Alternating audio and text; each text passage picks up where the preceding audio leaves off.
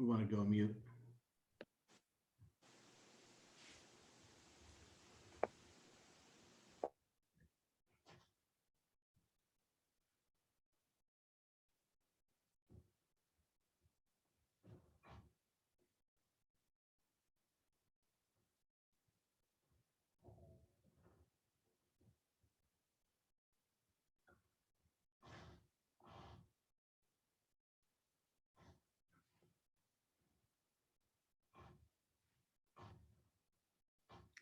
All right. Good evening, ladies and gentlemen. Welcome, Explorer families. Welcome back. It's great to see everyone, even if it is in the digital world. My name is Mike Marinelli. I am the Director of Admissions. We'd like to welcome all our families back. We have an amazing night planned for you today, hopefully to provide you with some information that you will be looking for. And again, we've decided to provide this night to not only give you some information, but also answer some of your questions. We have a live town hall format tonight, so please feel free to ask as many questions as you like on the YouTube live chat at the bottom.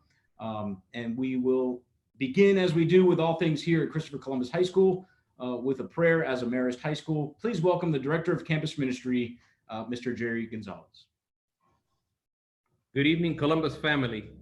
Campus ministers are present to serve our students and parents. As we begin the year, we will announce to you opportunities for faith and spiritual development. Feel free to reach out to a campus minister. Our emails appear on the Columbus website, Faith and Service section. And so in our Marist spirit, we begin in the name of the Father, and of the Son, and of the Holy Spirit. Amen. A reading from the book of the prophet Isaiah. Do not fear, I am with you. Do not be anxious, I am your God. I will strengthen you, I will help you. I will uphold you with my victorious right hand. For every person, these have been tough months. Isolation, health, for some moving from work to home, and for everyone at home to share space all day. We entered into the unknown in multiple areas of our lives under these pandemic conditions. This was and continues to be a learning experience. Students, parents, alumni, staff, faculty, administrators, and Marist brothers, everyone at Columbus makes a difference because we count on each other through a shared vision and faith to love and serve these great Columbus students. In the midst of chaos and turmoil that makes us feel overwhelmed, we cannot lose sight of the fact that Jesus, the Good Shepherd, is among us, providing, guiding, accompanying, supporting, and filling our hearts with hope in order for us to persevere. Lord, we pray for those anxious about the present and the future. Renew our strength so we face our worries and concerns. Thank you for all who have dedicated tirelessly these months in preparation for the reopening of Columbus. Bless all Columbus families and families of all our Marist schools with courage and peace.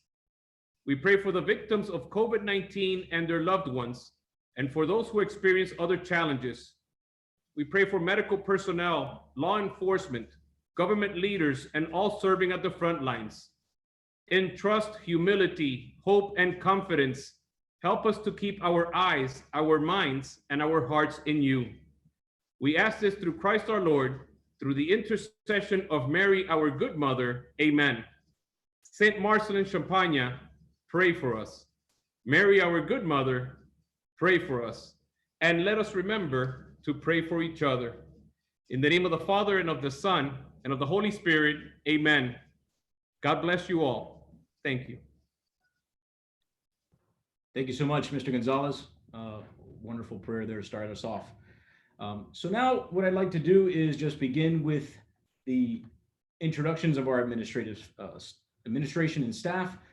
From left to right at the top here, we'd like to start with Mr. Tom Cruzek, our president, Mr. David Pugh, our principal, Mrs. Anna Perez Abreu, our chief financial officer, Mrs. Teresa Chomat, our dean of faculty, Mr. Pedro Garcia Casals, our curriculum dean, Dr. Juan Vila, our academic dean, Mr. John Linsky, our dean of students, Mr. Chris McKeon, dean of students, and finally, our dean of students, Mr. Alex Trujillo. Now I'd like to hand it over to the second president in the history of Christopher Columbus High School. Please welcome Mr. Tom Cruzek. Thank you, Mike. It's great to be with all of you tonight. I certainly wish we were together in person, but it's good to be with you, even if it's virtually through this Zoom. So I'd like to begin tonight by talking about our return to school plan that you received this past Friday. So in the plan, we mentioned that during the summer, we brought together a task force that includes members of our administration, our school board, faculty, staff, physicians, people from the healthcare community, and some of the leaders of our community. Many of the people are alumni and friends of the school who love Columbus and have our best interests at heart. We brought together these best minds because we wanted to create a plan that works for Christopher Columbus High School. Our top priority is the health, welfare, and safety of our students, our faculty, and staff. As we said in the plan, as a result of the high COVID-19 positivity rates in Miami-Dade County, we cannot start in-person school until the positive testing rates are lower. Although our faculty, staff, and administration are ready and eager to welcome our young men back to campus in person, we will not take chances with the health and well-being of your son. So school will begin on August 24th with the full online learning scenario 1. We will launch our live online e-learning classroom to deliver the superior education that you expect from Columbus. We waited as long as we could in making the final decision with the hopes that the positivity rates would improve dramatically, but unfortunately they did not. My responsibility is to the 1,700 young men and their families. I'm watching the positivity rates and several other metrics on a daily basis, and I'm talking constantly with our healthcare advisors. And as soon as the county nears a safe level, we will bring the boys back to campus using the hybrid scenario. Let me say it again. We are watching the metrics on a daily basis, and as soon as it becomes safe, we will bring your sons back to campus. Reopening prematurely would accomplish little. With such high community infection rate, we would end up with positive cases that would necessitate quarantining students and their families. A good example of this happened this past week in Georgia, and we don't want that to happen here. We are not simply following the decisions of Miami-Dade Public Schools or the Archdiocese on this matter. We are assessing the risks and making the right decision for Christopher Columbus High School. And you'll be hearing more about our academic plan later this evening. Next, I'd like to share some information with you about improvements that we made to the campus this summer. Summer is always a time when we do quite a bit of work on the campus to get it ready for the new academic year. And I'd like to provide you with some detailed information about the work that we've accomplished this summer to get ready for the start of the school year. This summer, we improved the front entrance to the campus, we improved our parking lot, and we also moved forward on several very important IT projects. The return to school plan that we sent you on August 7 has more detail on the IT projects and what they will mean for your son's education. But tonight, I'd like to focus on the projects that we did this summer that are related to COVID and our work to keep the campus safe. Because we want your sons to have the best education possible, we invested in a number of projects, all designed to enhance your son's education and give us the opportunity to bring them back to campus as soon as possible. So during the summer, we upgraded our technology and installed state-of-the-art cameras, microphones, and monitors in all of our classrooms so that we'd be prepared for a complete interactive learning experience. This summer, we did a complete sanitation of the school, which included an electrostatic disinfection, which involves spraying the entire campus with an EPA-approved product effective on a broad spectrum of virus and bacteria, including COVID-19. We did deep cleaning of our air conditioning coils this summer. We added UV germicidal lights to all air conditioning units. This is an expensive but important protection, as this will ensure that all air in the school will be treated with shortwave ultraviolet light to kill or inactivate microorganisms. We purchased quantities of masks, gloves, face shields, and rolling plexiglass screens. We purchased plexiglass screens in areas where students are not in individual desks and thus need additional protection, such as the labs and the art rooms. We replaced our drinking fountains with safe and sanitary touchless bottle filling stations throughout the campus. Hand sanitation stations have been added throughout the campus, and students will be reminded about the need to keep their hands sanitized. We added additional cleaning procedures. We'll have custodians on campus during the day to clean door handles, doorknobs, and other high-touch surfaces throughout the campus. We're working with our cleaning company to enhance the nightly cleaning of our campus, and we've added signs, posters, and floor decals featuring COVID-19 health and safety guidance. These health reminder signs are designed to educate and remind our students about how to stay healthy.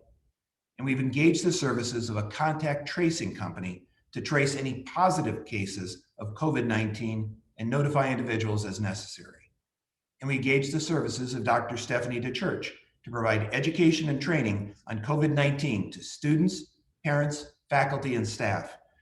Stephanie has been working with us throughout the summer to give us guidance, and you'll be hearing from her later this evening.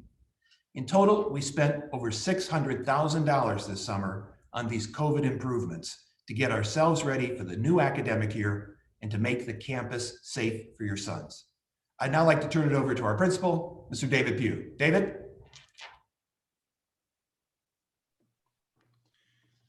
Thank you, Mr. Cruzek, and good evening, Columbus family. I hope and pray that you are all safe and well. On Friday, March 13th, we met with our faculty and students for the last time in a face-to-face setting. Our profession literally changed overnight. The pandemic hit home, and suddenly we were left with uncertainty and fear. It was unsettling, to say the least. But I was proud of our teachers and students and how they accepted the challenge and finished the year.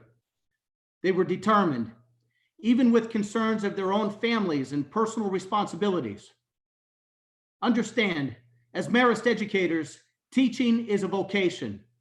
We are involved in our students' lives. We do not just educate them, but we are also mentors, coaches, spiritual leaders, and guidance counselors. We were forced to transition to this new online platform without much difficulty because we have resources that many schools do not. And we have a community of learners who in less than 2 weeks were using technology that they had never used before. We are blessed to have this technology that sometimes is taken for granted. Our teachers have both an iPad and Microsoft Surface, and our students all have iPads. Our IT department was able to provide hotspots to families with poor internet connection while also fixing broken hardware. While I admit it was not perfect, we did adjust and finished the year rather successfully. We would go on to have our first online summer school program while also providing our seniors with a virtual mass, virtual graduation, and a historic graduation celebration at the Homestead Miami Speedway. We were hopeful in late June that we could put this all behind us and focus on offering a face-to-face education in the fall. Unfortunately, in July, we saw things get much worse in Miami. We established a COVID task force, an academic task force, and a technology task force, and met with them regularly. We prepared the campus for face-to-face interaction by installing the UV lights for safety and new video cameras for a live learning environment. And then we waited until August 7th to release our plan. In the best interest of our entire Columbus community, it was determined that we must start in a full online e-learning, digitally enhanced platform. We knew that things would have to look much different this year compared to how we finished school last year. And I promise you that adjustments have been made. And we are now prepared and excited to offer new state-of-the-art resources, new software and online applications for better student engagement. We've been working very hard to ensure that we're prepared to offer a quality Marist education in our e-learning digital platform with the engagement and rigor that you all expect to have in your classrooms. I am confident that your son will see a difference in his online experience. Our guidance counselors and campus ministers will continue to provide spiritual and emotional guidance. We are not just another online school. We have a lot of work and a love for work, and we maintain a presence in the lives of our young men.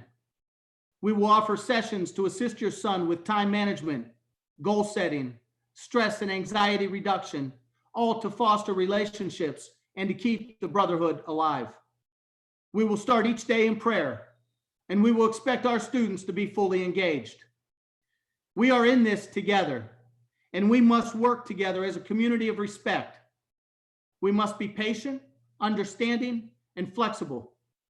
Should we return to the classroom, we will need your cooperation, as we will hold one another accountable. There is no success without sacrifice. We understand that, and we are committed to offering your son the best educational experience we can. I want to thank you all for your continued support, and I do look forward to seeing you all very soon. You now will have an opportunity to meet the hardest working, most dedicated leaders in the field of education. These individuals make up our Columbus administration. Thank you very much, Mr. Pugh. At this time, we're going to start off with a wonderful person. She's part of the family, literally. She has a young man coming in as a freshman this year. She's not only a pediatrician, but she's now working with us here as a school together as part of the family. And she'll be providing much information on health information and COVID protocols. So please welcome at this time, Dr. Stephanie DeChurch. Thank you. Thank you, Mr. Marinelli. And thank you to the administration for their hard work and dedication to the students, the faculty, and the whole Columbus family. Well, my name is Stephanie DeChurch. I'm a board certified pediatrician. I've been practicing for the past 20 years. And this year I did design a reentry program for Columbus High School in conjunction with some of the top specialists in our community, including infectious disease, allergy, immunology, pulmonology, and emergency medicine. And we worked along with the Columbus administration and the COVID task force teams. A little bit of my background: I graduated from the University of Florida College of Medicine in the year 2000. And then I went on to do my residency at Nicholas Children's Hospital, formerly Miami Children's Hospital. And then I went on to join a large group practice where I practiced for 15 years and then opened my own practice here in downtown Dadeland. We meet regularly in town hall meetings with the main hospitals here in Miami-Dade, Nicholas Children's, Baptist Hospital, South Miami Hospital, Joe DiMaggio Hospital. We follow all the metrics. I have some good news on the metrics. Everything is looking better. We have seen a steady but slow decline in cases over time. If anybody else is following the metrics, you might have seen a big jump in yesterday's cases. Unfortunately, that's some skewed data.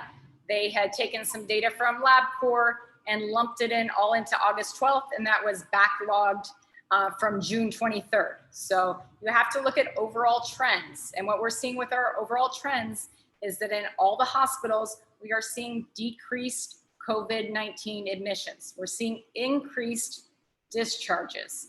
We're seeing overall less severe cases in general. And I can tell you in my own practice, we're seeing overall less cases in this community.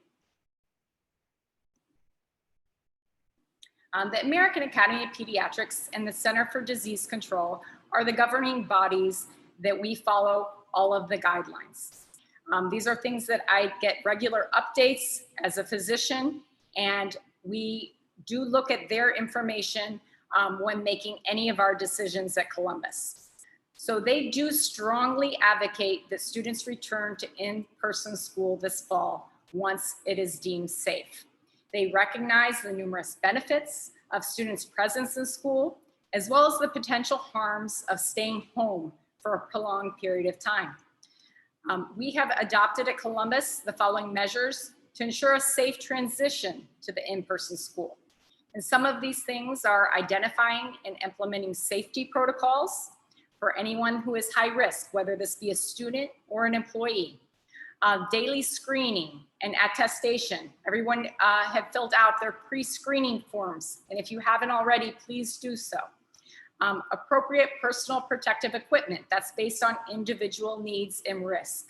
And that's something that we can attain from the pre-screening. De-densification plans.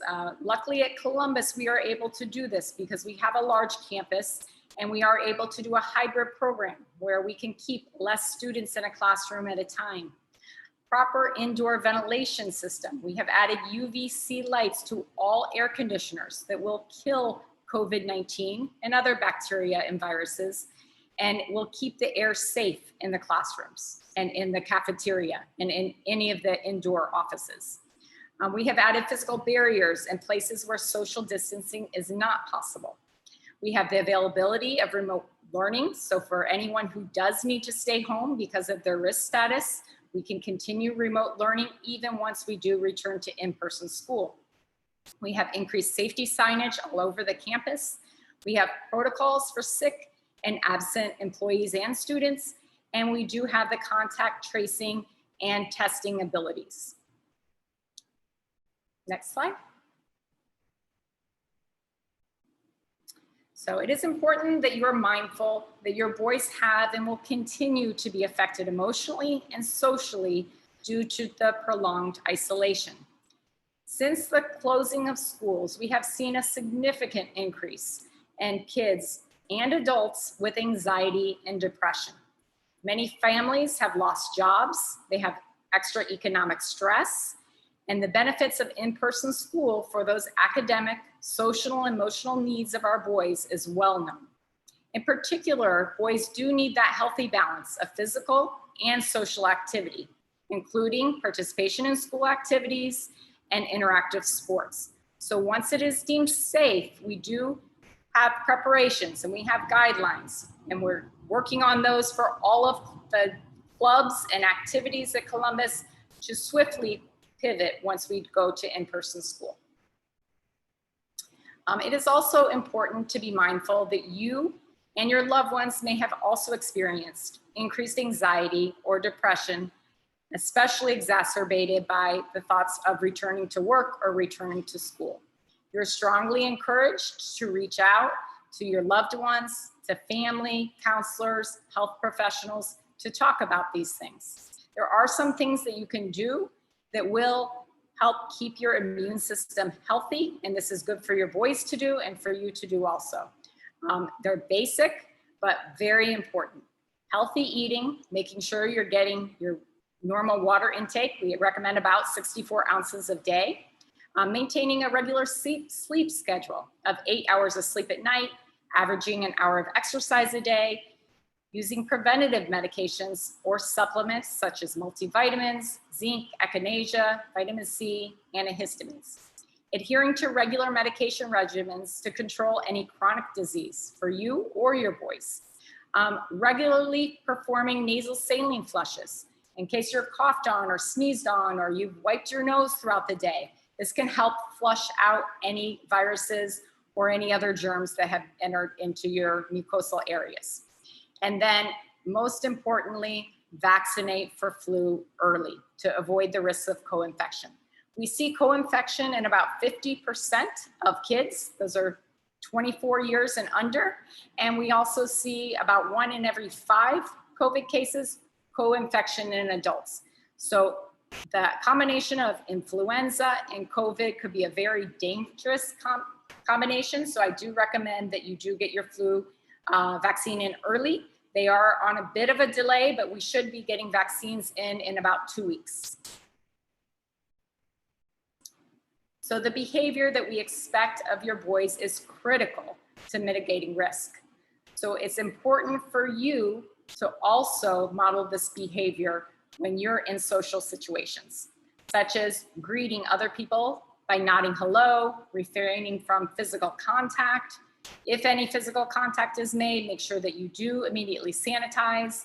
Remember your elbows. People are taught to cough and sneeze into their elbows, so it's not a good idea to do the elbow bumping, as I know I have seen quite a bit in the media.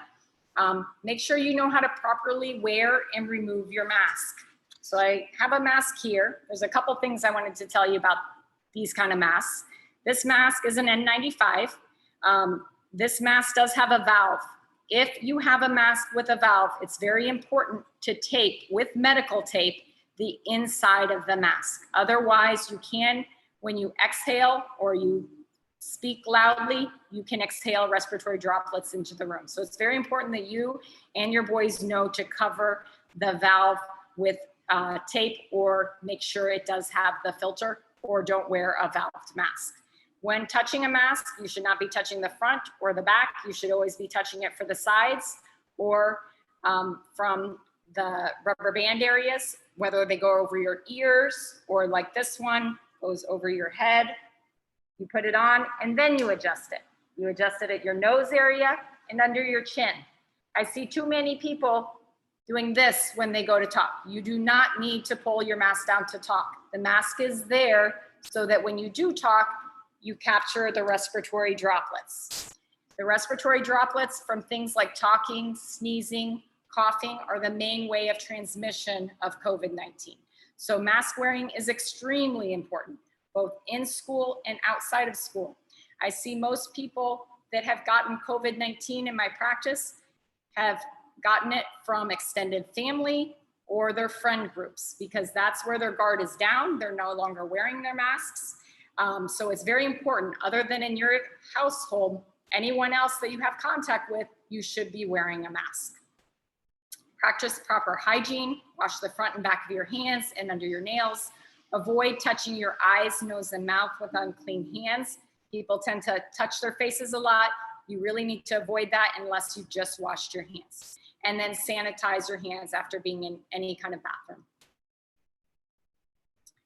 Okay, so if the pre-screening questionnaire identified your son as high risk, or you live with someone that is high risk, it is very important to first consult with your doctor. See if your child should stay home. Take the necessary medications and maintain your proper self-care. Make sure that you have excellent hand washing. Avoid touching the face, as we said before. Avoid contact of less than 6 feet from others. It has been shown that contact 3 to 6 feet can be very similar when wearing a mask, but if you don't have a mask on, you definitely want to maintain that 6 feet.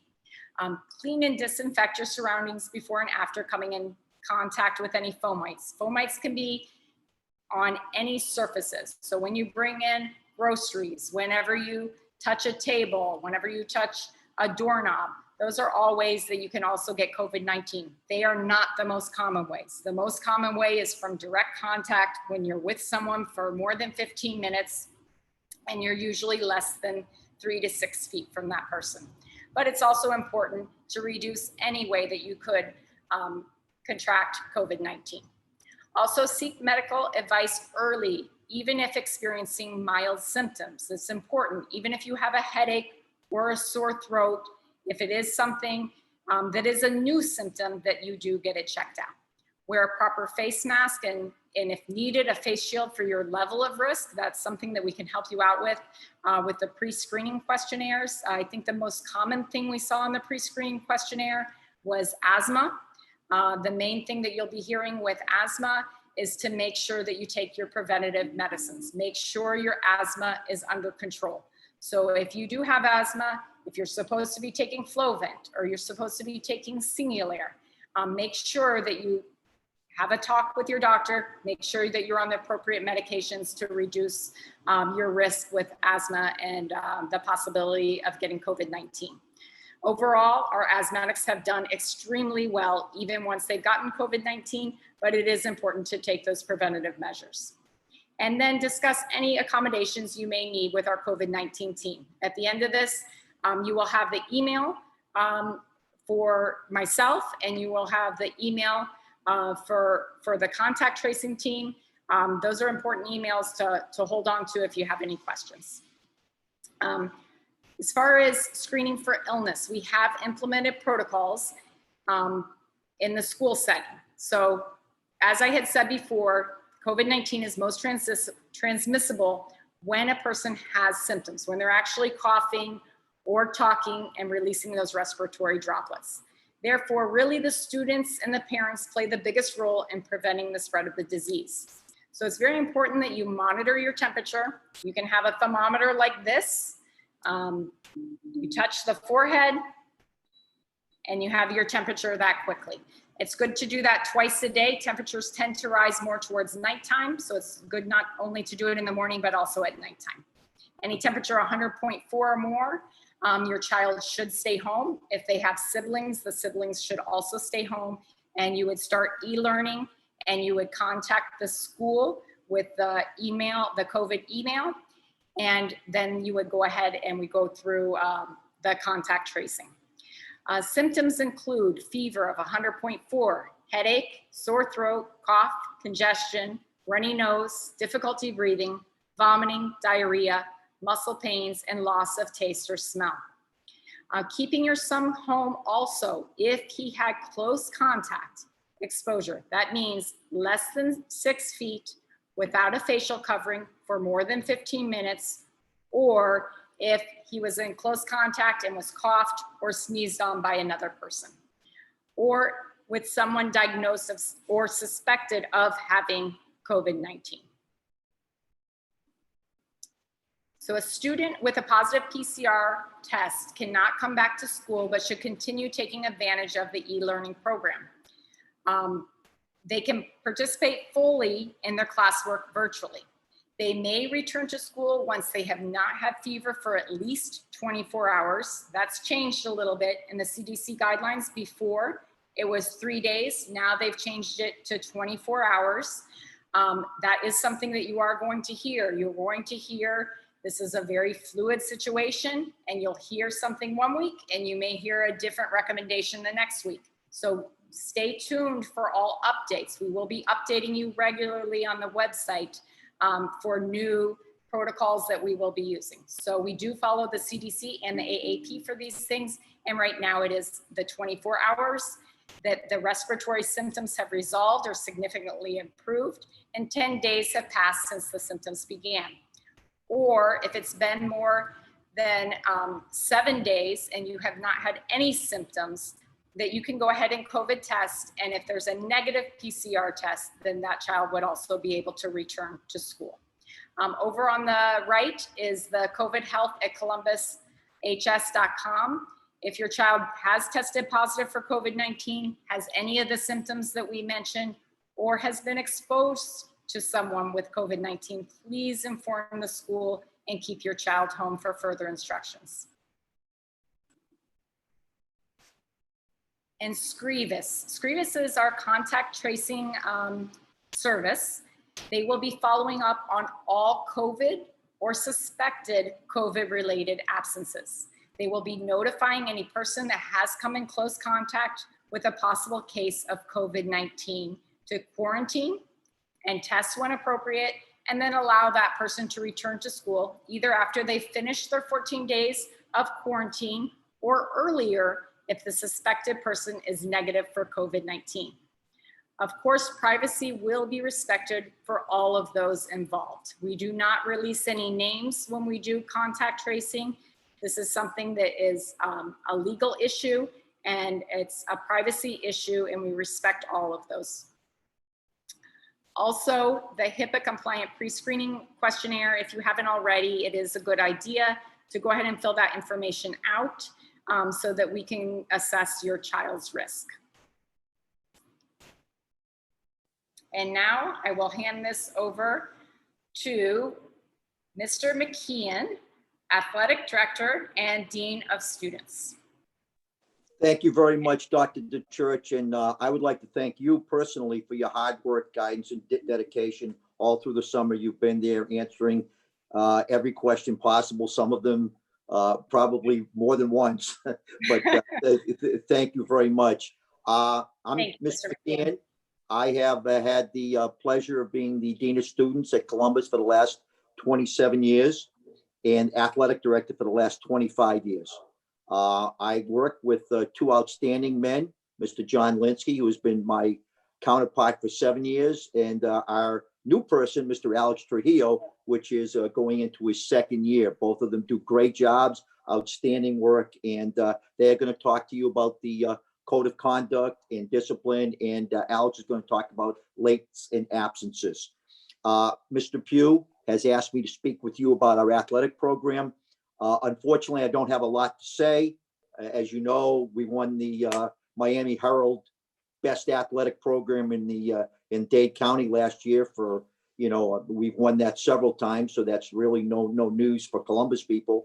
But until the Florida High School and the Greater Miami Athletic Conference are able to give us viable starting dates, our athletic department right now is on hold. So as soon as we know when we can start our athletic program, we certainly will.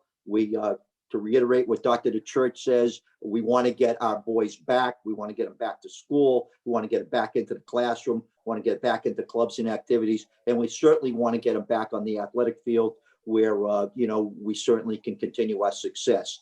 Right now, I'm going to turn it over to Mr. Trujillo, and he's going to talk about absence latencies. Thank you.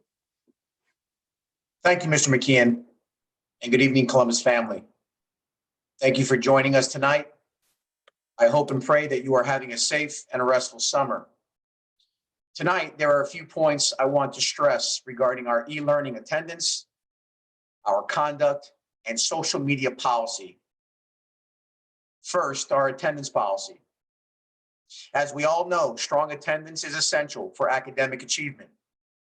Students are expected and required to be in attendance and on time every day as mandated by Florida law. An e-learning day is a regular school day and will be treated as such. If the student does not sign in on time to his daily class and record his attendance with his instructor, he will be marked absent for that entire period. Now, this is a point that I really want to drive home here and stress. It is the student's responsibility to sign into on campus by 7:45 a.m. on all e-learning days.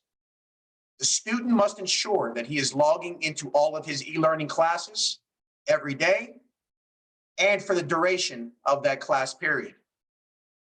Now, during these challenging times, we do understand that unexpected situations will arise.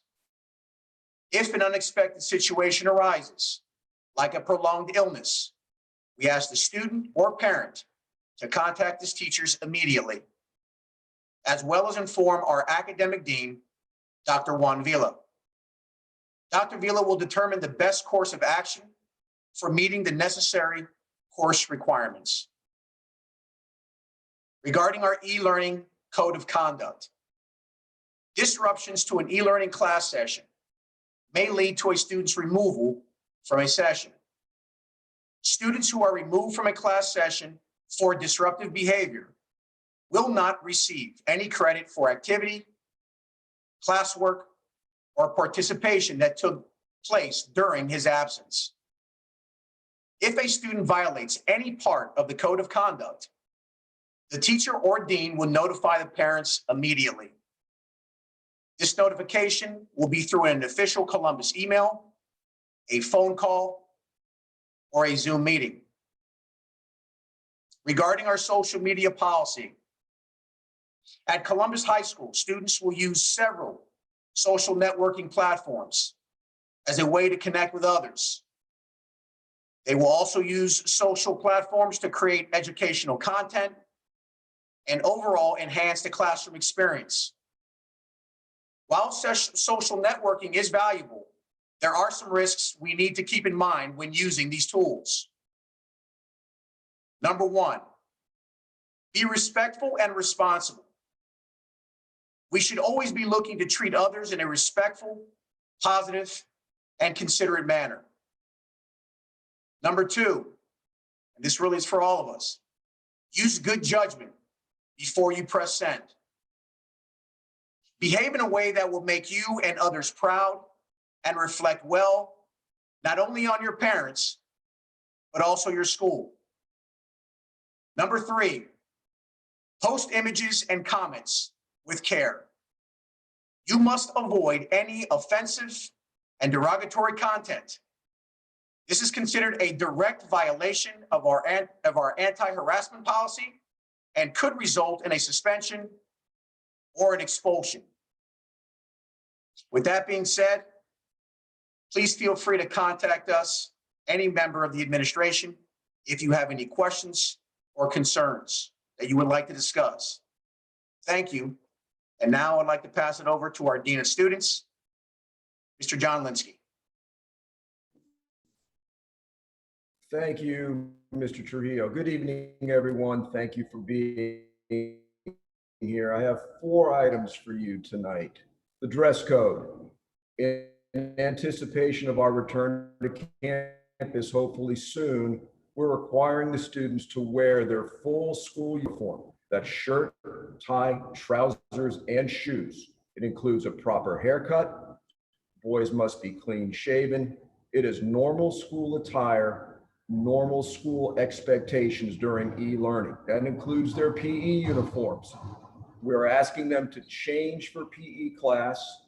When the PE class is over, they will then change back into their school uniform just as they would do if they were on campus.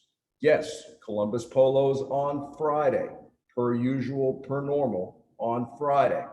The ties. Dennis Uniforms, our uniform supplier, there's been a manufacturing delay in the ties. It's not a real issue. You can wear your tie from last year. If you need a new tie, a blue tie will be supplied free of charge if needed to hold you over till the ties do come in. Point of clarification, do not, no need, don't do it, don't buy a blazer. There's been miscommunication on that. You do not have to buy a blazer, okay? Mask. Everyone will wear a mask or face protection on campus all the time when we return. Unless there is a doctor's approved medical reason, everyone will wear a mask at all times. The mask or neck fleece must be either a Columbus branded product, like this one, if you can see it. On the neck fleece, Dr. DeChurch pointed out, make sure you can't see through it. If you can see through it, it's not going to work. So make sure it's a thick neck fleece. Also, mask or fleece, if you don't have a Columbus product, it needs to be a plain, generic, solid colored mask, okay? No dolphins, no heat, no Marlins, no political statements. We're going to be consistent on that. Now, please don't let your son out of the house without a mask. If all he has is a mask, please put it on him. We'll have mask in the attendance office when he gets to school, okay? IDs, a little bit different this year. We are going to enforce the wearing of IDs because everybody's gonna have a mask on. It's gonna be very difficult to know who's who. We must wear our IDs when we return to campus, around the neck, at all times. It's very important this year. Parking. Construction of our tremendous new building is going to mandate some parking changes. All juniors, listen, you're going to have to park in the new satellite parking lot located at St. Brendan's Elementary, Little St. Brendan's, on their athletic field out by our baseball field. Juniors will enter the satellite parking lot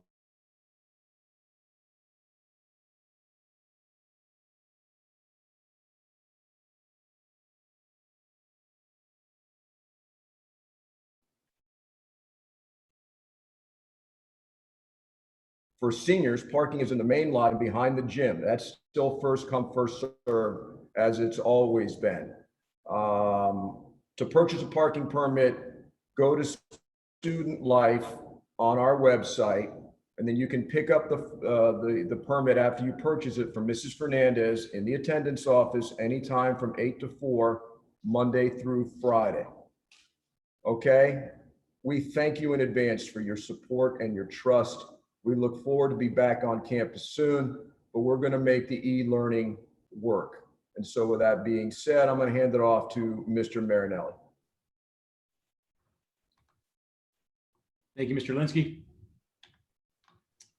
So I just wanted to review a few reminders. I mean, obviously, you know, most everyone here is a returning parent for the most part. So we'd like to just sort of go over a review of important things that, you know, even as returning parents, we'd like to know. One of the first things is the on-campus application. Now, this is a great tool to have as a parent and as a student to be able to access e-learning. but most importantly, as a parent, we want you to observe your child's grades. I think it's important for you to monitor the grades, monitor the assignments. This way, there's a lot of transparency here. Everyone will know what is going on throughout the school day and what the expectations are from the teacher and for the student. So, it's the same way that you would log in as you've always logged in to see your information. You'll see your son's name at the top left-hand corner of the page. Now, keep in mind, if you have more than one son, all of your sons will show up through the on-campus format. Your student billing is there. There's also links to service hours and things like that that can help you along the way as a parent as well as the faculty contact information as well. So we want to make sure that everyone has access to communicate with their teachers and the students. And again, Ms. Chomat will touch on that in a little bit as well. A new page on our website, if you follow on columbushs.com, there's a new tab up at the top left-hand corner called Fall 2020 Plans. Now, this is an important area for parents to be able to go ahead and see our return to school plan. It's a very detailed plan, and it has all the information. It was emailed out to you, I believe, last week. However, this is a great way to go in and refresh the plan if need be. Okay. Some important upcoming dates that will be coming up very soon. Actually, I believe August 11th, a few days ago, we had the COVID-19 consent forms that were sent via email for parents to e-sign. Okay, we need to make sure that all the parents are submitting those forms as soon as possible prior to the return to campus. On August 24th, as it's been stated before, we have our first day of school. August 27th and 28th, there will be yearbook pictures. I know this is important, and we will have this on campus, and there will be certain schedules for done by last names, most likely. Between 8 a.m. and 3 p.m., your sons will come in at certain times at a set time, later to be named. Obviously, this will be sent home before that. And the yearbook pictures, just make sure your son has a clean haircut, looks good, and remember that's the picture that will last a lifetime. So make sure your son looks good for that picture. Then, of course, we have our first holiday, September 7th, Labor Day. No classes on Monday. Woohoo! All right. And then finally, we want your son to be involved here on campus. So the club fair, whether it's in person or virtual, it's most likely going to be virtual this year, but it'll be September 10th. And Ms. Brown and the Student Activities Committee will be hosting the club fair. We definitely want your boys to be involved when they're here. We don't want them to just end the day, whether it's here or virtually. And we want them to continue to explore and be an explorer. Okay, so September 10th is a great day for students to check out all the over 70 clubs I believe we have here on campus. Now at this time, I'd like to hand it over to our academic dean. Please welcome Dr. Juan Vila. Thank you, Mr. Marinelli, and good evening, everyone. I hope that you're doing well and excited for the start of school. And as many as you know, the course scheduling process began early spring, I should say, and all of our students currently have a customized schedule tailored to accommodate their learning needs, their learning styles, in order for them to achieve their full potential. In the event that you have any questions about a particular course placement, I encourage you to please contact your son's guidance counselor. And as you can appreciate from this slide, at Columbus, we have 4 different academic levels: college prep, accelerated college prep, honors, and advanced placement. And speaking of advanced placement courses, last year in a fully online learning environment, more than 600 students took over 1,500 AP exams. That's incredible. And although Florida had the 3rd highest AP success rate in the nation, with 32% student passing the AP exam, Columbus students achieved a remarkable 86% pass rate, which is a blessing.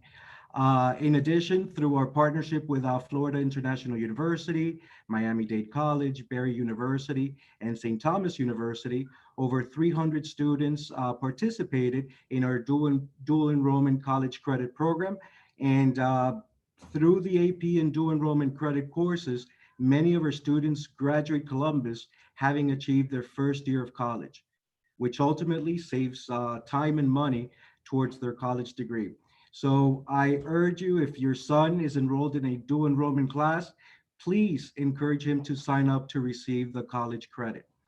And regarding college and college applications, We understand how important it is for our seniors to take the SAT, and unfortunately, the difficulty that they are experiencing finding an open testing site. So today I am very happy to announce that Mr. Cruzek and Mr. Pugh have approved for all of our senior students to take the SAT with essay at no cost for the family or our seniors.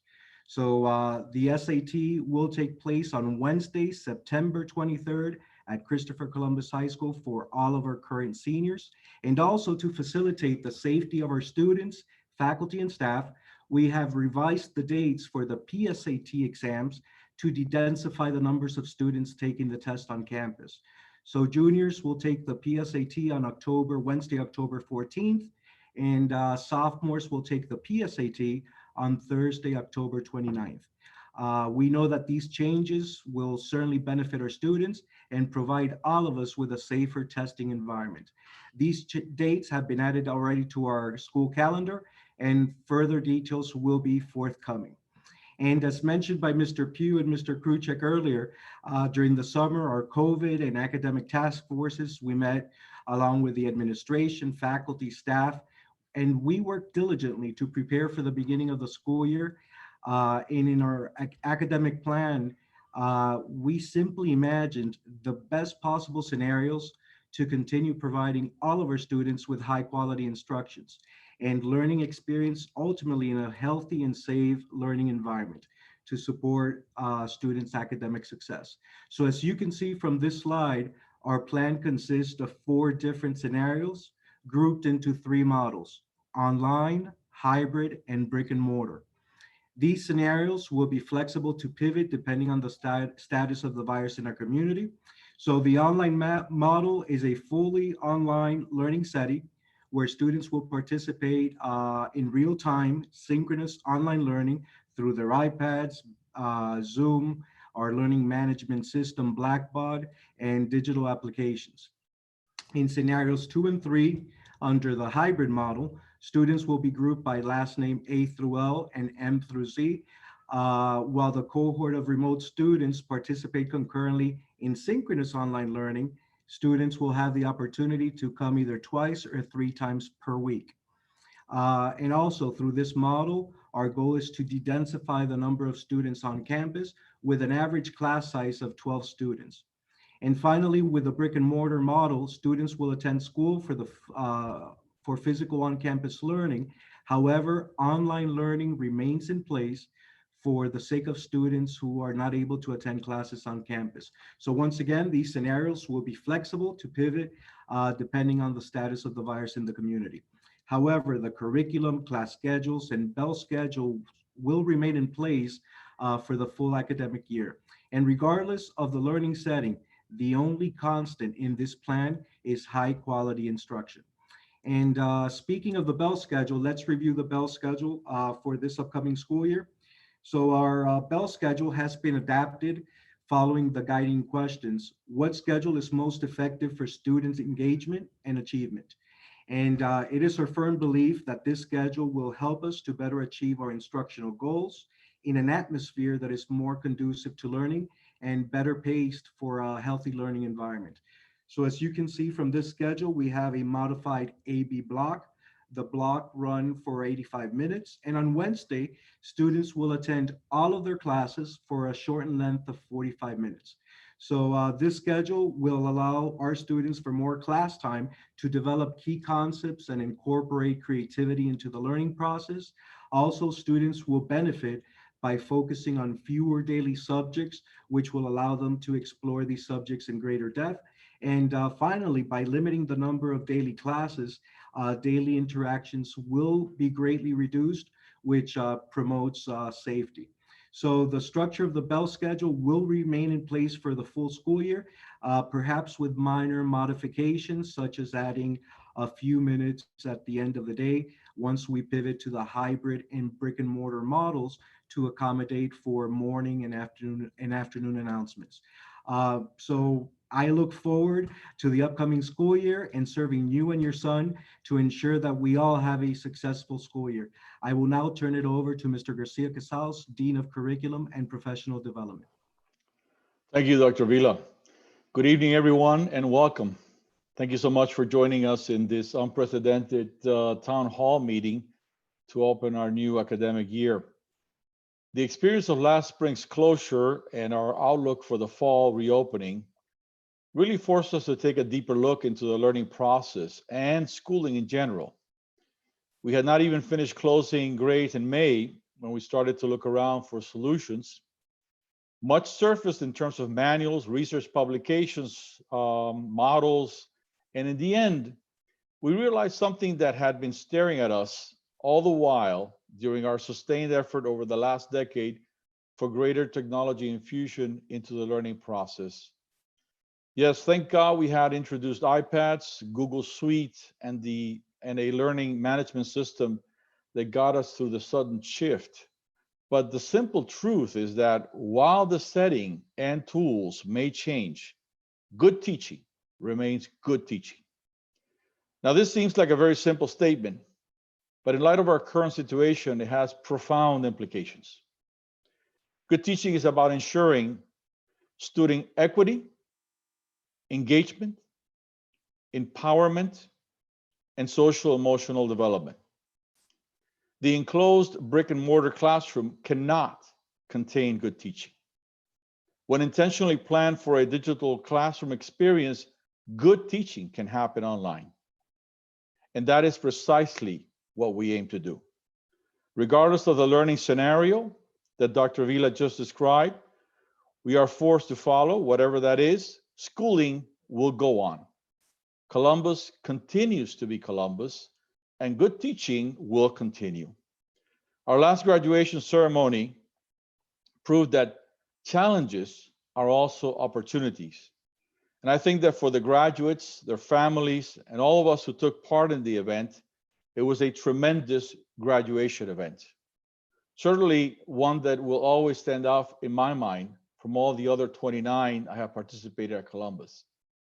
It is in that same spirit and imagination that we envision the learning process within today's reality.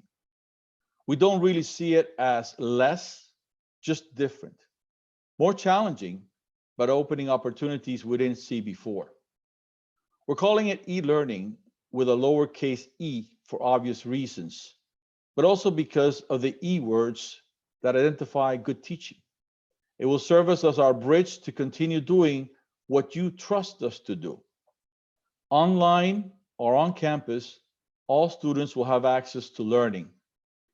This we demonstrated last spring, as Mr. Pugh indicated, when we provided needed additional devices and hotspots for students to learn remotely. Technology tools have been and will continue to be carefully selected to provide students the most engaging, digitally enhanced setting. And so, along with Notability, Google Mail, Google Docs, and Google Slides, you'll hear a few new terms like Remind, Flipgrid, Edpuzzle, and Pear Deck. All platforms and applications on which our teachers are receiving training, thanks to our dedicated and selfless CTEC team of educators. To say that what they've offered is superb in terms of training and support would really be an understatement. But I also want to impress on you the difficulty that this represents for people who are handed a new manual, basically, and asked to continue doing good teaching. It's not easy, folks. And for several of our teachers, these are new ventures. So we would deeply appreciate your patience and trust that we will get it done. With e-learning, we aim for an experience that is synchronous, live, and active, as Dr. Vila indicated. Active in educational terms means that students learn more when they participate in the process of learning through discussion, practice, review, application, problem solving, and exploring new concepts and groups. And we will be focusing on these things. Aiming to continue offering a sense of schooling in this new environment of the online and the on-campus, we are requiring that students follow a code of conduct as part of the e-learning, as was indicated previously, as the deans of students indicated. We require the students be in uniform and sitting properly and engaging in the learning process. We're also asking our teachers to incorporate class opportunities to liven up and sometimes lighten up the learning process to avoid the Zoom fatigue many experienced at the end of last spring semester, and to create a genuine learning community as part of their classroom design. Some teachers are already getting creative at this, and students will surely reap the benefits of enjoying their new environment. As Mr. Pugh indicated also, our campus ministry, guidance, and student activity staff are also looking for ways to engage students beyond the classroom in ways that may help them develop friendship, spirituality, and social commitment. Columbus wants to continue to be Columbus. We hold fast to the belief that good teaching will prevail through these trying times and that students will continue to think critically, communicate, collaborate, and create. We aim to keep the marks of the merit student alive and visible.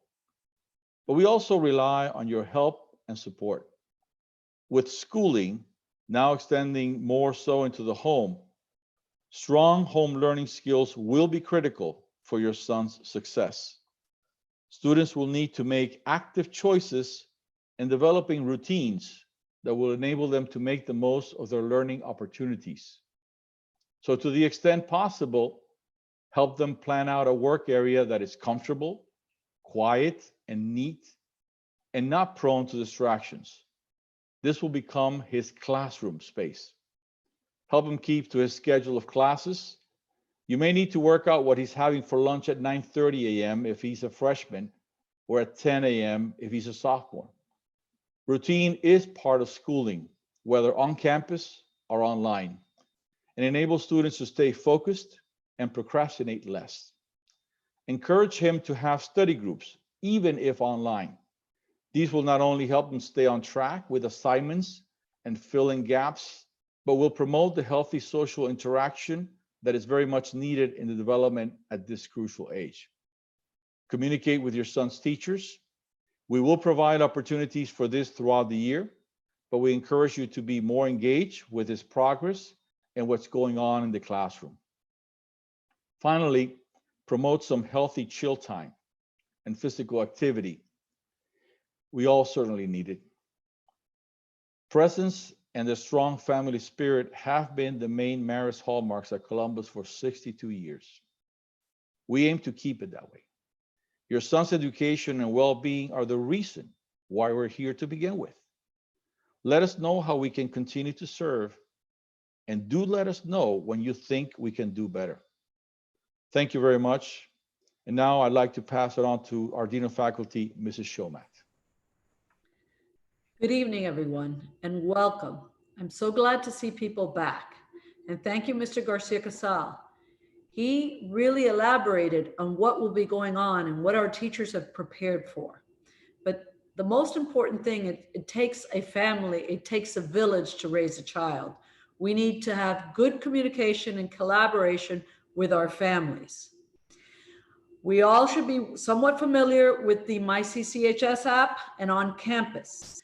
And I'd like to go over that teachers are asked to post grades by Friday and lesson plans with class activities and assignments before Monday morning. That's important. So before Monday morning, your son can plan and knows what's going on.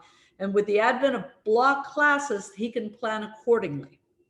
Now, what other communication opportunities are we going to have? We'll have back to school night, September 1st. Whether it's through Zoom presentations or video presentations, please make sure you take note of that day because that'll be important. You will know what's going on in your son's classes. We have guidance parents meeting throughout the month of September. On September 9th, we will meet with the senior guidance parents. That is an ideal scenario, so you know all the activities that will continue to take place at Columbus for our seniors. Junior parents meeting will be September 16th, the following Wednesday. Sophomore parents meeting will be the following Wednesday, September 23rd. But before you know it, we have progress reports, and you all know how fast that comes up. And there's no novelty. This is halfway through. And at halfway through, there's still time. Please, I know these boys say, Mom, Dad, I've got it. No problem. You don't have to get involved. I urge you that more than ever, this is the moment to get involved, or make sure your son is communicating with the teachers, communicating with whoever needs to help him to make sure he's successful. Because the end of the quarter will come around just around the corner, October 16th. Now, we have parent-teachers meetings on Wednesday, October 28th from 6 to 7:30. They will be online and they will be by appointment only. So please make sure you'll email your teachers and make your appointments. You will get a lot of information. They'll be forthcoming prior to these dates, and things will be a lot clearer at that point. But I cannot emphasize even more, email the teachers, email the counselors if there's a problem with the schedule, email the administrators. Our calendar on the website is up, our monthly calendar. I know a lot of you are quite comfortable with the year at a glance. That will be up by the end of next week. As you can see, everything continues to change. We got the news of the SAT just yesterday. So with that news, we'll have to readapt the calendar. This is why it's not up as well, but it will get there. And have faith that this will be an outstanding year. And sooner than later, we will be back at school, ideally hybrid at least, and hopefully before the end of the year, brick and mortar. With that, I'd like to pass it back to Mike Marinelli. Thank you, Mrs. Chomet. So lastly, before we open it up to questions, I'd like to go over some campus life information. Currently, our guidance department is right here on the screen in front of me. So you have from top to bottom here, our department leader, Mrs. Beatrice Vincent. She is the head of the guidance department. She's also a learning specialist, and she is here to help our students with all of their needs when necessary. We have our senior and CAP counselor, Mr. Carlos Nunez. So he is the guidance counselor for seniors, last name A through L.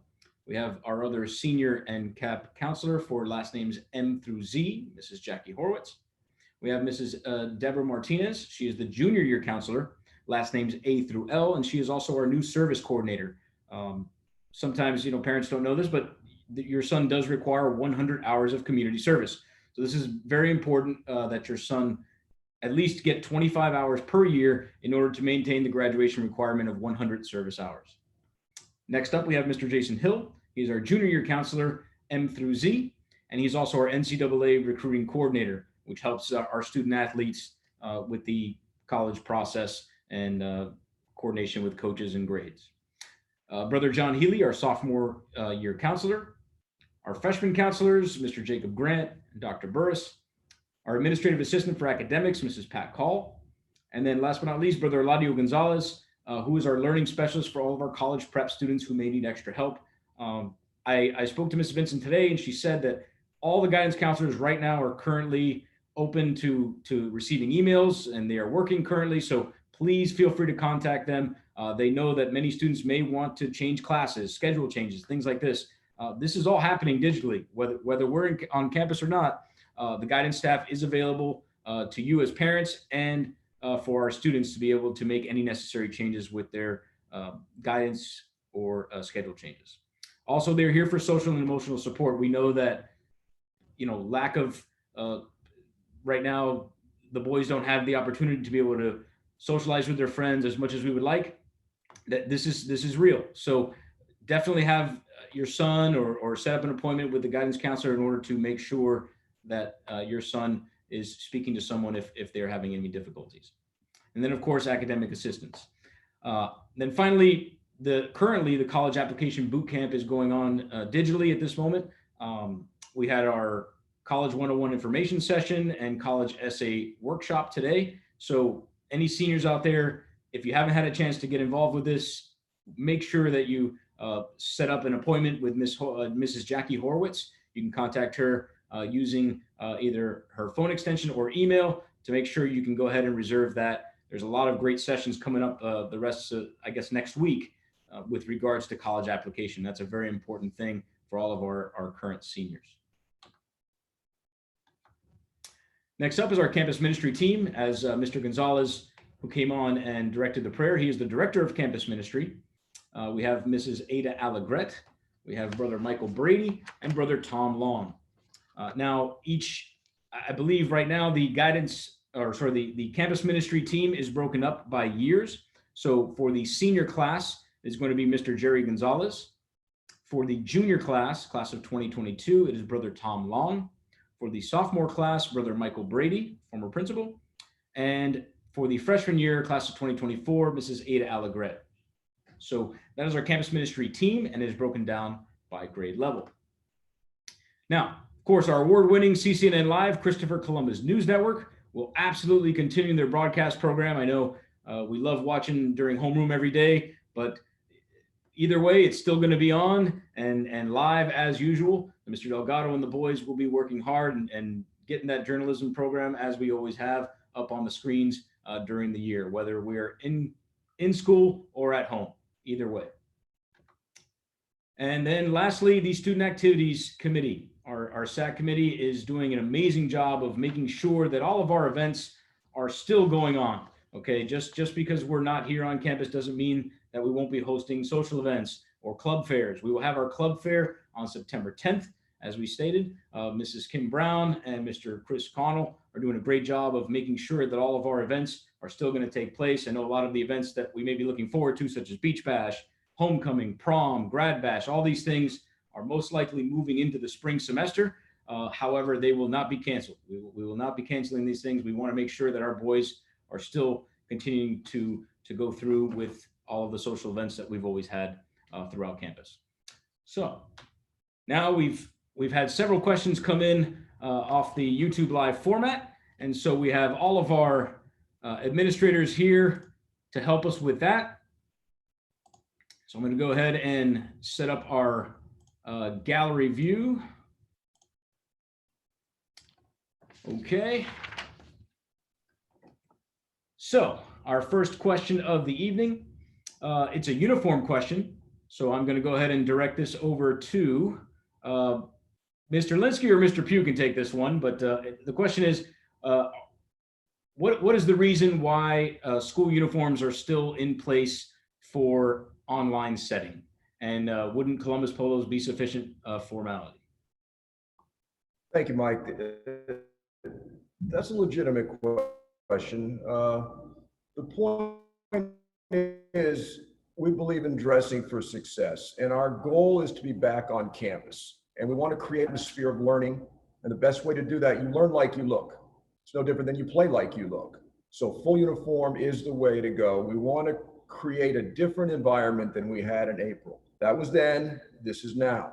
We learned a lot. We want to be as professional as possible. It's all about an attitude and approach to success. They can wear their polos on Friday. Perfect. Thank you, Mr. Linsky. Our next question is on decontamination of campus. I'll direct that one towards Mr. Tom Cruzek.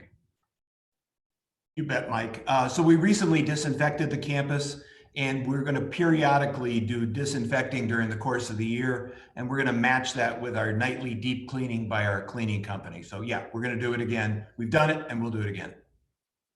Perfect. A follow-up to that, I guess the question would be, what would be the positivity rate that we're looking for in order to re-enter back into campus? If that can be answered, I'm not sure. Yeah, at this point, Mike, I don't have a number necessarily. You know, right now the 14-day average, today's average was 13.7%, and it needs to come down from that number. You know, a couple of weeks ago, the Florida chapter of the American Association, American Academy of Pediatrics, I should say, they said that, you know, this level of infection, areas should not be considering in-person school. In fact, they threw out a number saying if it's greater than 5%, and we're at almost 14%, they said you shouldn't be considering in-person school. So, you know, I'm watching a variety of metrics. I'm talking with Dr. DeChurch. I'm talking with the rest of our healthcare advisors, and you know, we're gonna work through that. We're watching a variety of metrics, and we're gonna bring our guys back to school as soon as we can. I can't stress that enough. All of us want to bring our guys back to school, but at this point, I don't have a number just yet in my head. Thank you, Mr. Cruzek.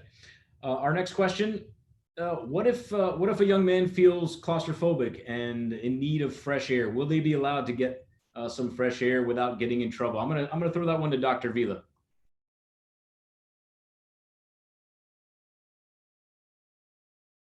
Thank you, Mr. Marinelli. Absolutely. I mean, through social emotional learning, through mindfulness, through our guidance counselors and the resources that we have here at Columbus, I mean, it's a matter of putting students' wellness first.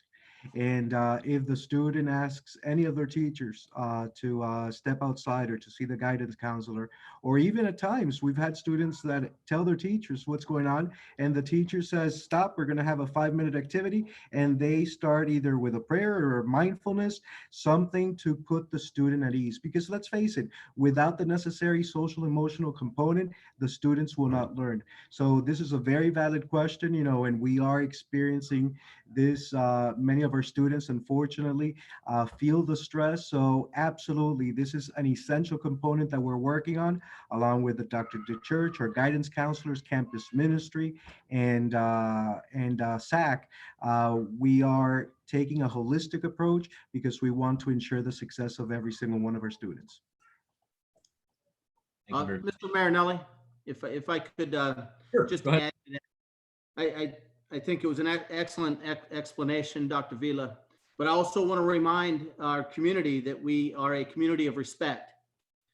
And it's very important that if somebody's uncomfortable with seeing someone take their mask down, they have to understand that we are all being held accountable and we must be respectful for one another.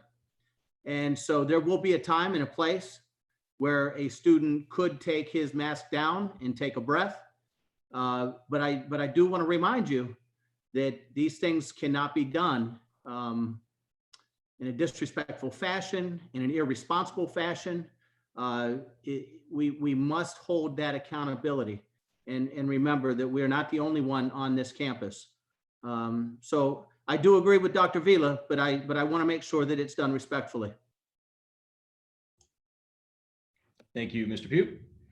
We have a question from a parent. I guess they may feel that other schools have jumped into the hybrid learning model. I'm going to go ahead and send this over to Mr. Pugh. I guess the question is why could Columbus not move into the current hybrid model? Well, first, I choose not to compare Columbus High School with any other school in Miami-Dade County. But I will say that we are a large high school. We have over 1,700 young men. And unlike when I started 23 years ago, when there was just 1,000 students, our halls have not gotten any larger. Our classrooms have not grown. And so for this reason, we are a large school. And at this time, with our faculty and staff and with our students, even in a hybrid platform, it would be irresponsible to bring everybody on campus, including a hybrid schedule. When we bring students on campus, whether it's for testing or for pictures, it will be in a staggered formation so as not to have too many students coming into the hallways or into any one location. I could let Dr. DeChurch also expound on that.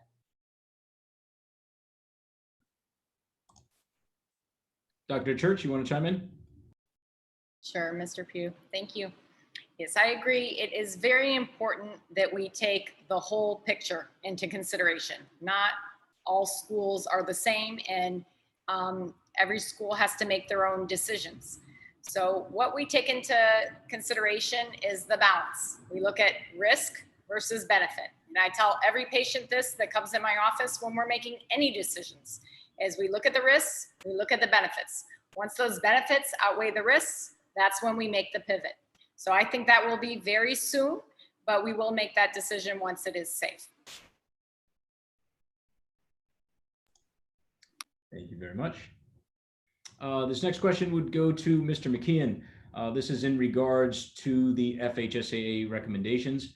I guess there are several scenarios out there, option 1, 2, or 3. I guess the person wants to know whether Columbus, which option they would be following and so forth. So.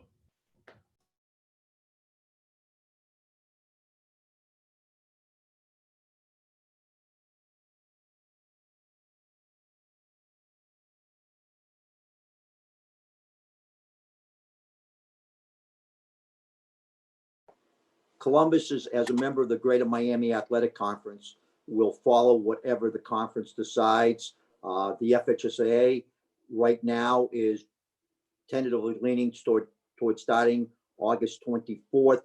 The Dade County Public Schools won't go back until October 5th. So we at Columbus could not do anything until at least October 5th, when the Dade County Public Schools go back, because of our affiliation with the GMAC, which Columbus is very, very lucky to be involved with. We are the only private school that was invited to join that league and to compete in that league. And it is a very prestigious league known throughout the United States. Thank you. And how about, I guess the next question would be summer off-season workouts. Are those permitted at this time? Summer workouts are permitted until the first day of school. Perfect. Thank you. All right. I guess the next question would be a picture question, ID question. Whoever wants to take that one can go ahead and chime in. I guess, how will picture IDs be taken and how will they be issued this year? We're going to have the freshmen come in, as we discussed earlier, next Thursday and Friday. They obviously don't have their IDs taken.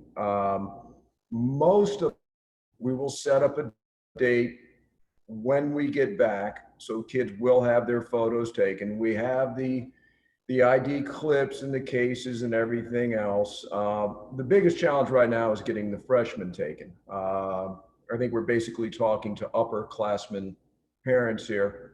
So if there's a need for a few to get their photos taken, we will take care of that. The emphasis is, though, and I'm glad you asked, yeah, everybody's got to wear their ID this year. That is the most important thing. And we will make sure that photos get taken, ID cases get given out, lanyards get given out, and we will be prepared for that. If you have any questions about that, just email me. Perfect. Thanks, Mr. Linsky.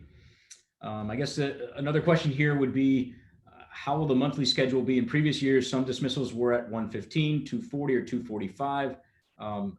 I would refer to the bell schedule. Dr. Vila, go ahead. Absolutely. I believe that we shared the bell schedule with all of our students and our parents. We also have it on campus.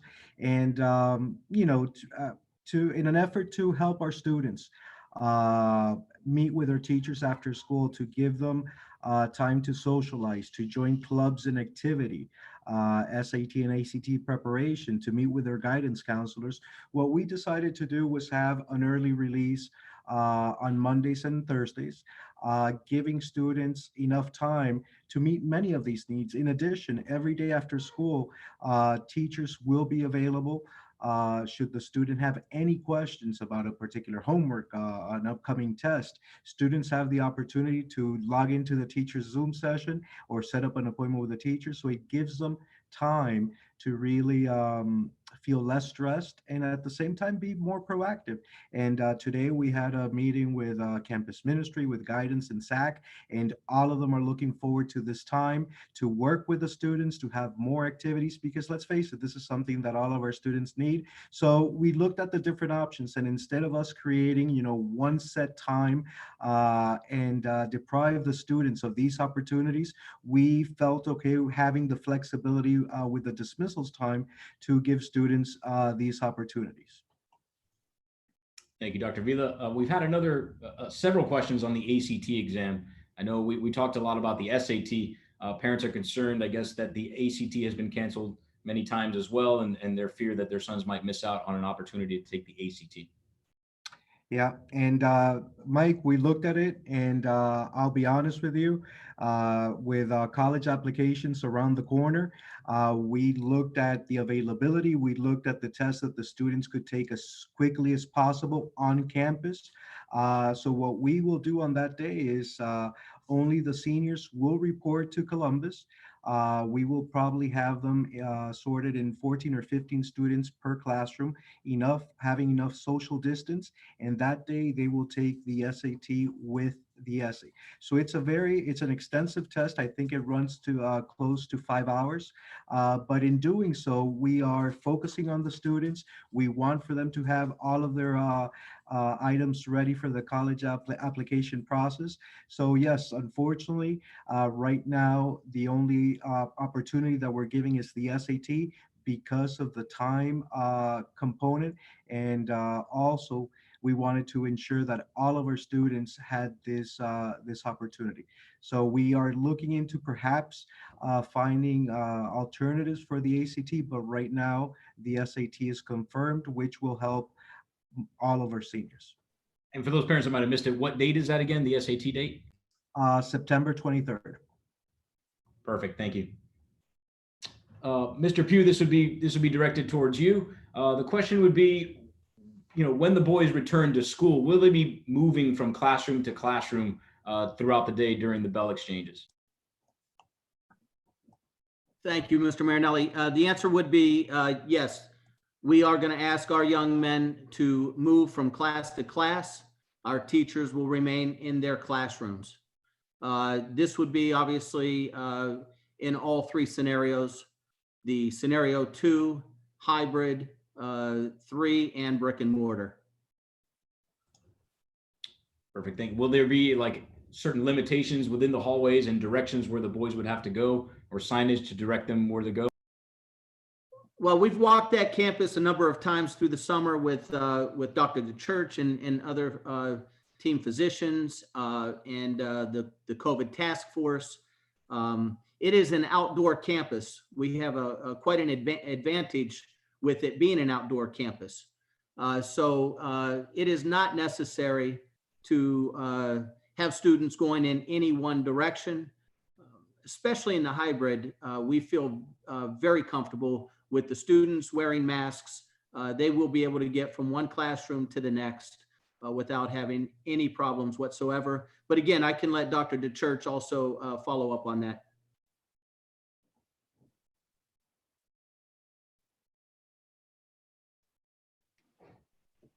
Yes, thank you, Mr. Pugh.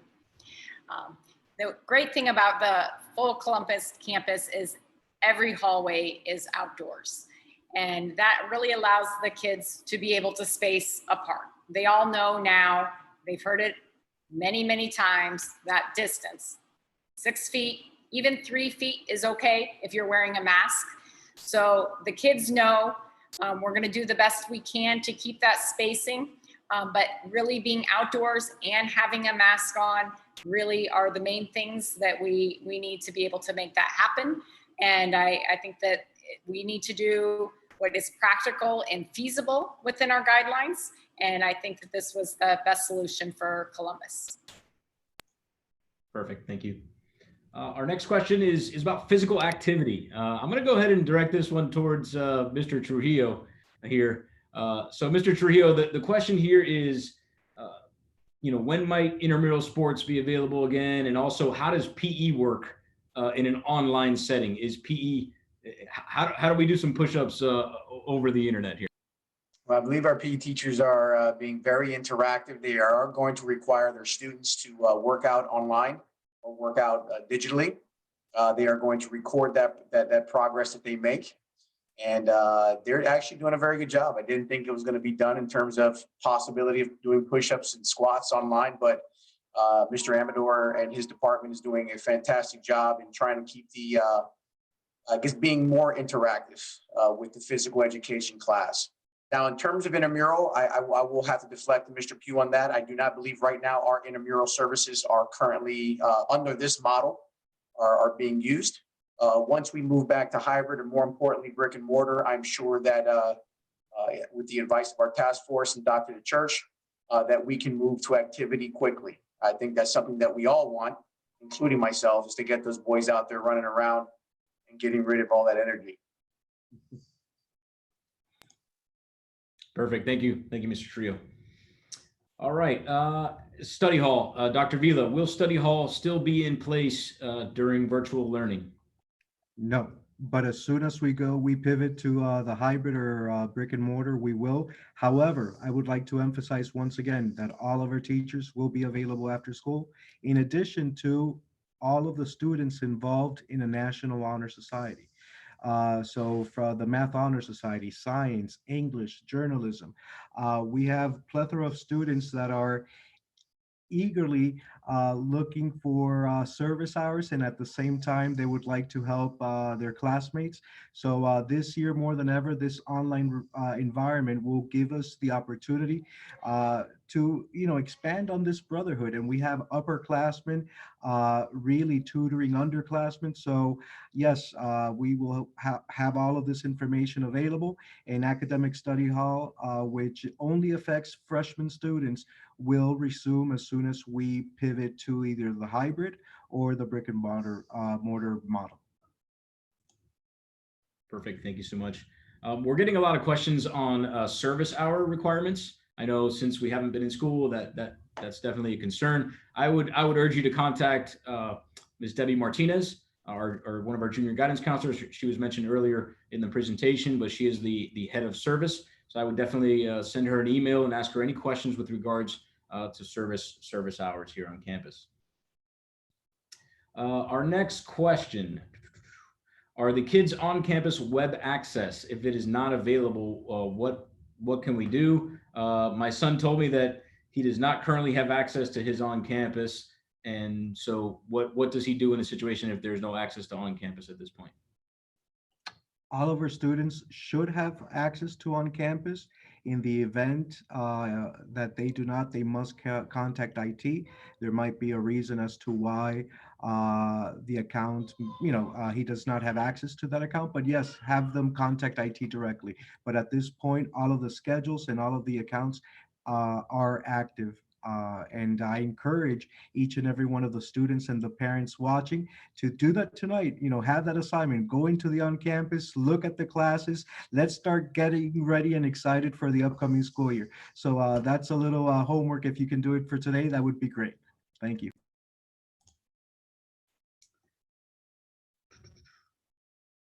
Okay, I guess once school does return on site, we've had a question about lunch. And how would lunch look under a hybrid setting or brick and mortar setting once again? Oh, Mr. Marinelli, I think I'll go ahead and take that one. Right now, we have 116 chairs set up in the cafeteria. We normally seat 400. Our students will come in one way, they'll exit another. They will pick up a box to go lunch. The cafeteria has sent out surveys. We certainly appreciate all the parents who took the time to complete the survey. The cafeteria staff, which is Classic Catering, will have it set up so that it's quick and so that the food will be in a box. They will have to touch nothing. The water will be in bottled, or Gatorade or Powerade will be bottled.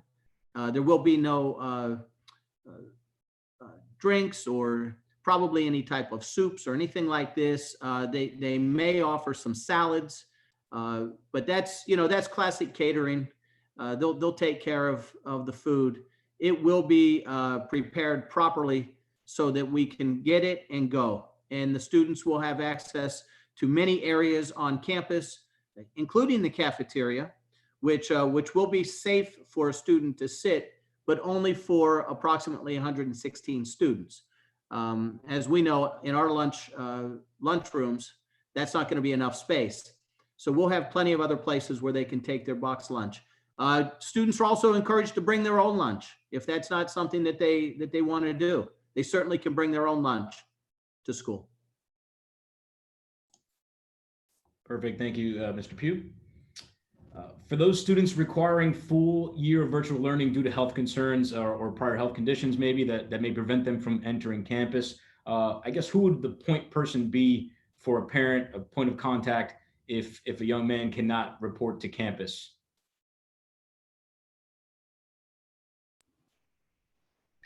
I can go ahead and take that one, Mr. Marinelli. So we don't really require documentation to do virtual learning.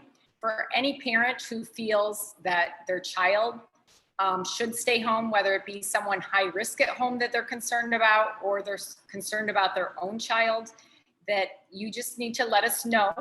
The COVID email that we have given that you can provide us the information, whether or not your child has symptoms or your child has come in contact. That would be the same email that you can provide that information to us. And then we will make the accommodations that are needed for your child. If it's something that you want to discuss with me or anyone else in the administration, please feel free to reach out to us, and we'd be happy to have a conversation to let you know some things that you can do if your child is high risk or anyone in your family is high risk. But it's really a personal decision, and we respect any decision you make for your child, and we will support you. And we have the e-learning that you will be able to participate just like the students on campus. If I could chime in for just a second, I'm sure you heard Mr. Garcia Casal elaborate on the e-learning. We consider it all to be one classroom, whether you're in school or you're at home.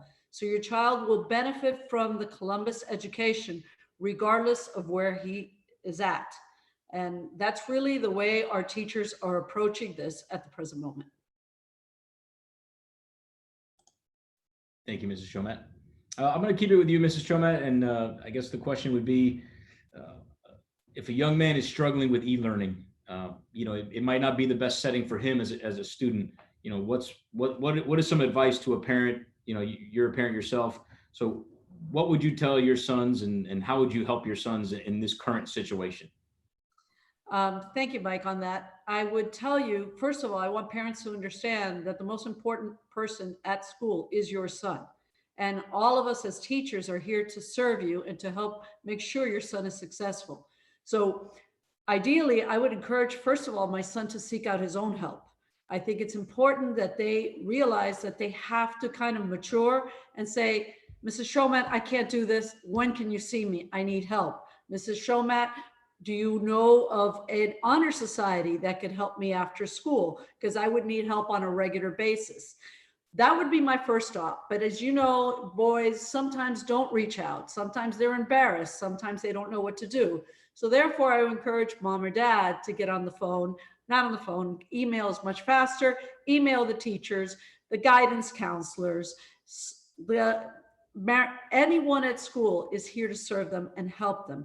And if nothing else, please reach out to me. I'll make sure I point you in the right direction, and we make sure that your son is successful. I understand not everybody's made out for e-learning, but we are in this predicament, and not all of us really enjoy teaching this way either. Okay, this question will go towards Dr. Vila. It's another SAT question, getting a lot of SAT and ACT questions here today. Clearly, that's a big concern on the parents' mind, as it should be. We're preparing our young men for college. So I guess the question would be, how do they register for the exam, or are they registered by Columbus? And if so, how do they register for that September 23rd SAT exam?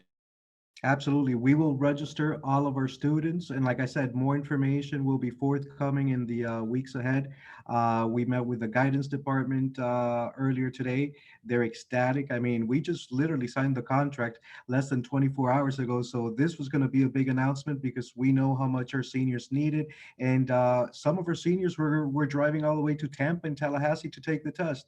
So anything that we can do to help our students, this is what we're about. And rest assured that we're going to send all of this information as soon as it becomes possible.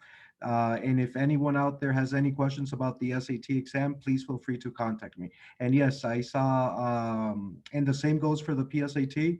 All of our juniors and sophomores will take the PSAT, and we will register them as well. Perfect. Thank you. This is another, I guess, a uniform question. I know there's been a delay with the uniform situation, so some parents are a little concerned as far as getting the uniform on time and having that readily available. I guess one of our deans or Mr. Pugh can take that one. Yeah, I think the fact that we're in e-learning gives us some wiggle room. When in doubt, we can adapt. The ties are a slight issue. You can wear your tie from last year. Like I said earlier, Dennis Uniform will supply you some of the blue tie if needed. Always wear a solid white shirt. You can never go wrong with that. If there's a problem with the trousers, you can always wear beige Dockers. As long as you notify us, we'll work with you. We can provide uniforms as well if needed. We have an ample supply of shirts and trousers. The key is communicate with us that you're having a uniform problem in either or the attendance office. We will take care of it. Just contact myself, Mr. Trujillo, and Mr.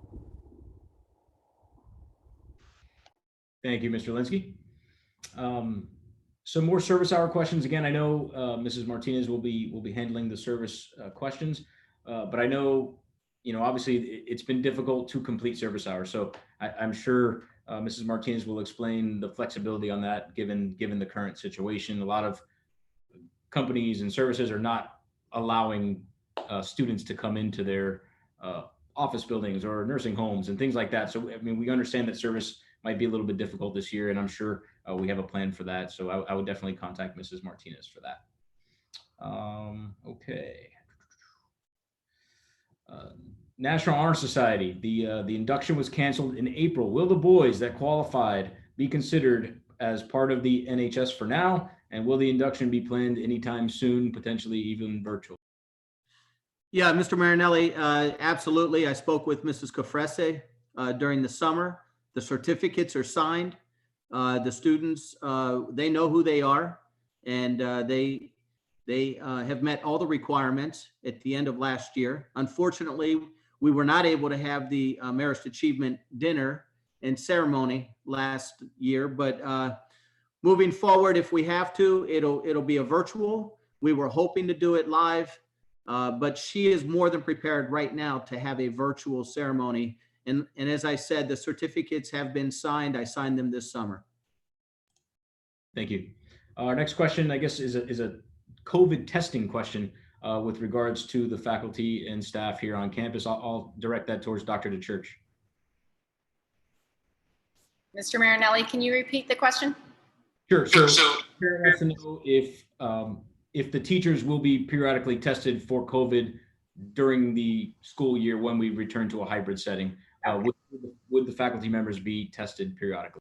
That's a good question. So there are guidelines on testing, testing for anyone, whether it be a teacher or a student. And those guidelines are put out by the Center for Disease Control. And the gold standard test is the PCR test.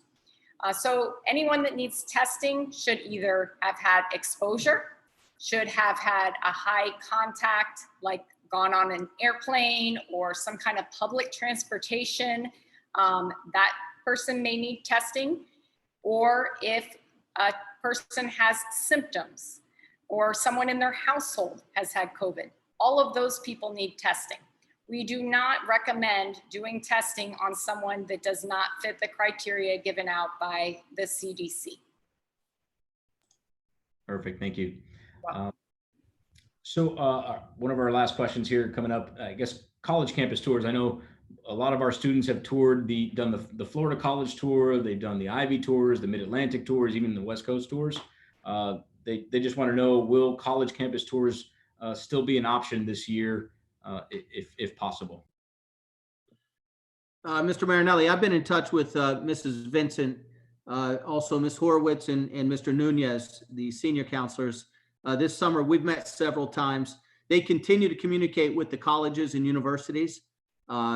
I can't answer that question definitively.